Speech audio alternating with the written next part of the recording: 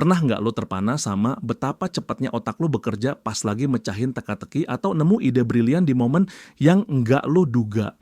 Otak kita itu mesin biologis yang luar biasa, lebih cepat dari superkomputer paling canggih, dengan kemampuan ngolah triliunan info tiap detik. Tapi jangan ketipu, meskipun super canggih, otak juga punya sisi manusiawi, yaitu batasan.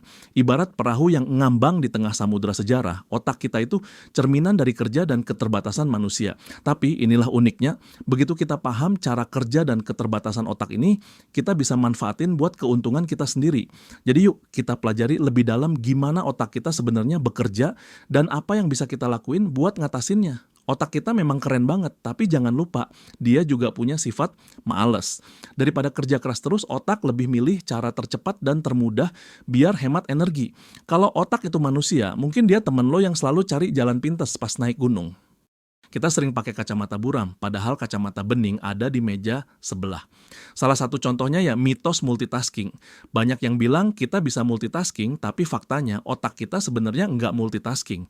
Sebaliknya dia sibuk loncat-loncat dari satu tugas ke tugas lain kayak anak kecil. Hasilnya, fokus lu turun sampai 40% dan kesalahan lu jadi naik tajam. Kelelahan mental bisa terjadi setiap kali lo bikin keputusan dari mulai pilih sarapan sampai nentuin strategi bisnis. Pelan-pelan, semua itu nguras energi otak lo. Ini namanya decision fatigue. Kalau energinya udah habis, lo bakal milih yang paling gampang, meskipun itu bukan pilihan terbaik. Jadi, kalau lo pernah makan junk food malam-malam abis kerja seharian, jangan salahin selera makan, salahin otak lo yang udah kecapekan. Tahu batasan ini bukan berarti lo harus frustrasi. Justru ini kayak ngerti kelemahan sahabat dekat lo. Kalau udah tahu, kita bisa cari cara buat ngebantuin otak kita kerja lebih baik. Oke, sekarang lo tahu otak punya kelemahan, tapi santai aja. Kayak superhero yang punya kelemahan tapi tetap keren, otak lo juga bisa dibantu sama trik-trik gitu.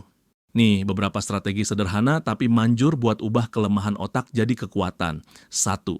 Manfaatin dopamin. Anggap aja dopamin itu kayak piala mini yang otak kasih tiap kali lo nyelesain sesuatu. Makin sering lo dapet piala ini, makin semangat otak lo buat maju. Gimana caranya? Pecah tugas gede jadi langkah kecil. Misalnya, bukan tulis buku, tapi tulis paragraf pertama. Tiap langkah kecil yang lo selesain bakal ngasih dorongan motivasi yang seru, kayak main game, mulai dari level kecil dulu, baru naik ke level susah. 2. Reframing pikiran negatif. Otak kita itu radar negatif, suka banget nyari ancaman bahkan di tempat aman. Solusinya, ubah cara pandang. Pas lo mikir, gua nggak bisa ngelakuin ini, ubah jadi, gua coba mulai dari satu hal kecil. Rasanya kayak ganti lensa kamera dari fokus ke masalah jadi ke peluang. 3. Latihan mindfulness. Mindfulness itu kayak nekan tombol pause di tengah film kehidupan yang berisik. Caranya gampang, tarik napas dalam, rasain udaranya masuk, terus keluarin pelan-pelan. Nggak perlu lilin aromaterapi atau musik zen, cukup lakuin pas lo lagi duduk santai. Hasilnya, otak lo jadi lebih kalem dan siap buat tugas berikutnya tanpa drama.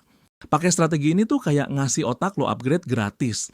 Nggak perlu usaha gede-gedean, cukup langkah kecil, tapi konsisten. Otak lo bakal makasih dengan performa yang makin mantap. Neuroplastisitas emang kedengerannya kayak istilah medis ribet, tapi sebenarnya kabar baik banget. Otak kita tuh kayak otot, bisa dilatih, tahan banting, dan siap hadapi tantangan. Bahkan di usia dewasa, otak masih bisa berkembang. Ini waktu yang pas buat nyoba. Otak lu suka banget sama gerakan, tapi bukan berarti harus lari maraton. Jalan cepat 30 menit aja udah cukup buat ningkatin aliran darah ke otak, bantu neuron tumbuh, dan bikin memori makin kuat. Bonusnya, lo juga lebih happy gara-gara endorfin. Jadi, kalau lo lagi buntu, kenapa nggak jalan-jalan bentar? Otak lo juga demen tantangan kecil yang nggak terduga. Misalnya, sikat gigi pakai tangan non-dominan, atau pulang lewat jalan yang beda. Hal-hal sepele gini bisa merangsang neuroplastisitas, otak lo jadi lebih luas ngadepin apapun.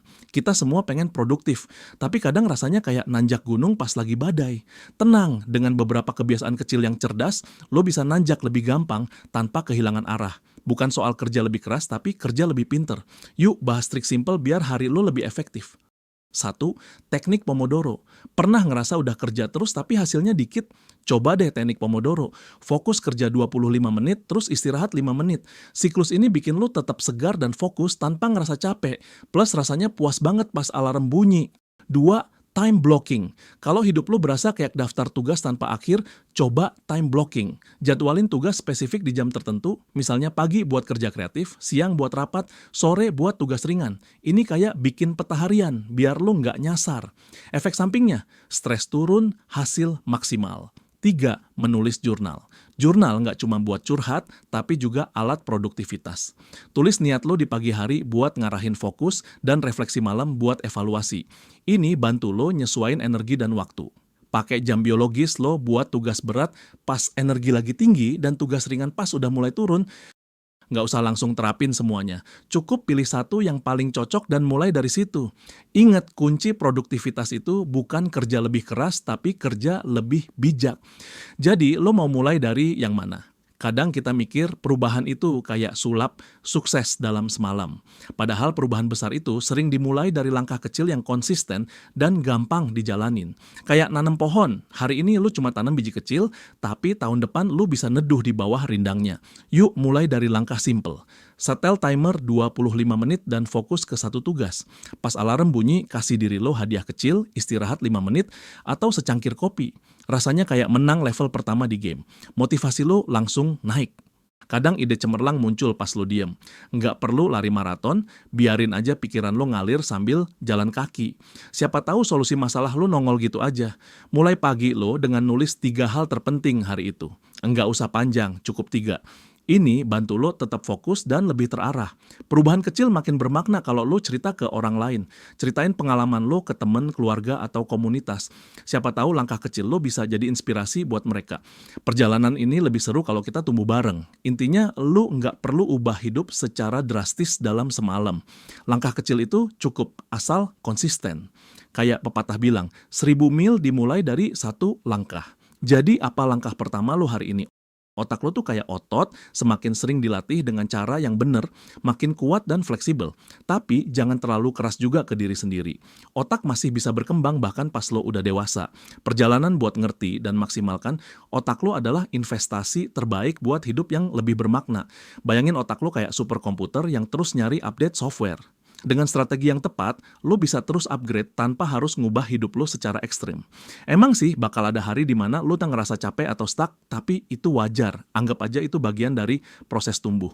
Jadi, apa rencana lo hari ini? Strategi apa yang mau lo coba? Karena pada akhirnya, perjalanan ini bukan soal jadi sempurna, tapi soal terus tumbuh, selangkah demi selangkah. Lo pasti bisa. Terima kasih udah nonton sampai akhir. Jika video ini menyentuh lo, jangan lupa like dan subscribe channel ini. Bagikan ke seseorang yang juga butuh suntikan motivasi. Karena ketika kita saling mendukung, kita tumbuh bersama menjadi versi terbaik dari diri kita masing-masing.